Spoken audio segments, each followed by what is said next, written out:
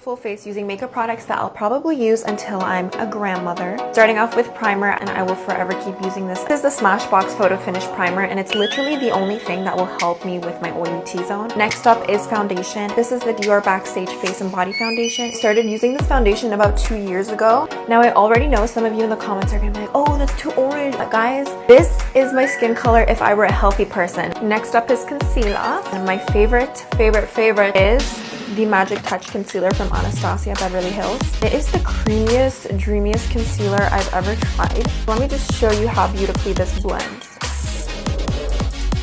For contour, I'm going to go in with the NYX Wonder Stick. I feel like there's so many ways to contour, but I always revert back to this method that I'm going to show you now. Drawing 2 lines there, 2 lines here, 1 line here, 1 line here. Like, look at that. Snatched. I mean, for blush, I think you already know what it is. Why not?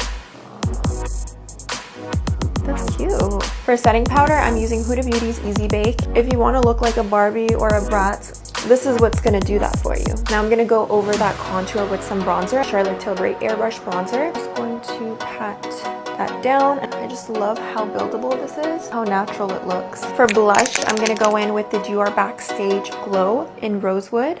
I could use this color every day. I could use it on my wedding day, on my funeral, my freaking birth of a child day, everything day. And it would still look nice. It would still fit for the occasion. So I'm going in with the Glow Gatsby Face Palette from Charlotte Tilbury. I'm going to use this shade here.